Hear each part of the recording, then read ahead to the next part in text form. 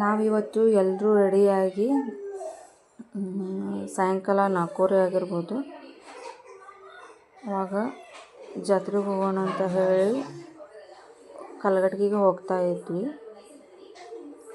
ಅಲ್ಲಿ ಗ್ರಾಮ ದೇವತೆ ದ್ಯಾಮಮ್ಮನ ಜಾತ್ರೆ ಆಗಾಕುಂತೈತೆ. ಒಟ್ಟು 8 ದಿನನೂ 9 ದಿನನೂ ಇತ್ತು ಅದು ಜಾತ್ರೆ. ನೋಡ್ಕೊಂಬರೋಣ ಅಂತ ಹೇಳಿ ಹೋಗಿದ್ವಿ. ಅಲ್ಲೆಲ್ಲ ಇದು ಬಂದಿರ್ತೈತಲ್ಲ ಮಕ್ಕಳಿಗೆ ಆಟ ಆಡೋಕ್ಕಂತ ಹೇಳಿ ಅವುಗಳನ್ನೆಲ್ಲ ಗೇಮ್ಸ್ ಆಟ ಆಡಿಸ್ಕೊಂಬರೋಣ, ಟಾಯ್ಸ್ ಎಲ್ಲ ಇರ್ತವೆ, ಹೋಗಿ ಆಟ ಆಡಿಸ್ಕೊಂಬರೋಣ ಅಂತ ಹೇಳಿ ಹೊಂಟಿದ್ವಿ. ನನ್ನ ಮಗಳೀಗ ಓನಾಗಿ ಕುಂತಾಳೆ.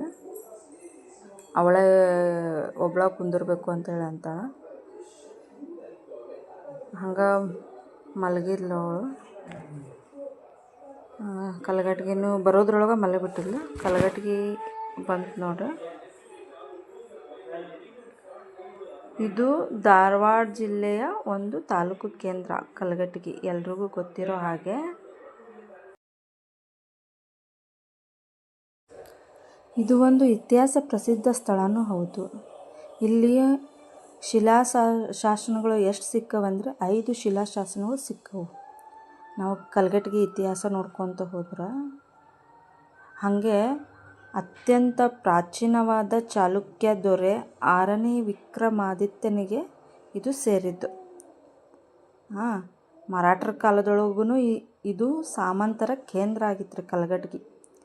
ಇದ್ರ ಇತಿಹಾಸ ನೋಡೋಕೆ ಹೋದ್ರು ಭಾಳ ಒಳ್ಳೆಯ ಇದು ಐತ್ರಿ. ಇದಕ್ಕೆ ಪ್ರಸಿದ್ಧಿ ಆಗೈತಿ ಇದು. ಕಲಘಟಗಿ ಒಳಗೆ 18ನೇ ಶತಮಾನದ ಮುಸ್ಲಿಂ ಸಂತ ರುಸ್ತುಂ ಸಾಬ್ ಶಹೀದ್ ಅವರ ಗೋರಿ ಮತ್ತು ದರ್ಗಾನೂ ಐತ್ರಿ. ಪ್ರತಿ ವರ್ಷ ಯುಗಾದಿ ನಂತರ ದರ್ಗಾದ ಉರುಸು ನಡಿತೈತಿ. ಹಂಗೆ ಮತ್ತು ಇನ್ನೊಂದು ಕಲಘಟಗಿದು ಮುಖ್ಯ ಆಕರ್ಷಣೆ ಏನಂದ್ರೆ ತೊಟ್ಟಿಲು. ಹೌದ್ರಿ, ಇಲ್ಲಿ ಕಟ್ಟಿಗೆಯಿಂದ ಮಾಡಲಾದ ತೊಟ್ಟಿಲುಗಳು ಬಣ್ಣ ಬಣ್ಣದಿಂದ ಚಿತ್ರದಿಂದ ಬಿಡಿಸಲಾಗಿರ್ತೈತಿ. ಭಾಳ ಪ್ರಸಿದ್ಧಿ ಆಗೈತೆ ರೀ ತೊಟ್ಲು. ಅದನ್ನು ನೋಡಕ್ಕೂ ಭಾಳ ಚಂದನೂ ಇರ್ತೈತೆ. ಕಟ್ಟಿಗೆಯಿಂದ ಮಾಡಿರ್ತಾರೆ. ಬಟ್ ಈ ಕಲೆಗೆ ಹೆಚ್ಚಿಗೆ ಪ್ರೋತ್ಸಾಹ ಸಿಗಲಿಲ್ಲ, ಹಾಗಾಗಿ ನಶಿಸಿ ಹೋಗ್ತಿದೆಯಲ್ಲ ಈ ತೊಟ್ಲಿದ್ದು. ಈಗೂ ಕೆಲವೊಂದಿಷ್ಟು ಜನ ಮಾಡಿಸ್ಕೊಂಡಾರ. ಈ ತೊಟ್ಲಿನ ಸಾಹುಕಾರ ಎಂಬ ಒಂದು ಪರಿವಾರವು ಮಾಡ್ತಾ ಇತ್ತು. ಇದು ಅವ್ರ ಕುಲ ಕಸುಬು ಆಗಿತ್ತು. ಬಟ್ ಏನು ಮಾಡೋದು, ನಶಿಸಿ ಹೋಯ್ತ್ರಿ ಅದು. ನೀವು ನೋಡಿರ್ಬೋದು, ಈಗ ಆ ತೊಟ್ಲುಗಳ ಚಿತ್ರಗಳು ಬಂದು ವಿಡಿಯೋಲಿ ಸೈಡಲ್ಲಿ ಹಾಕಿದ್ದೆ ನಾನು. ಆಮೇಲೆ ಇದನ್ನು ಗಿಫ್ಟಾಗಿ ಕೊಟ್ಟಿದ್ದರು ಮೋದಿಜಿಯವರಿಗೆ.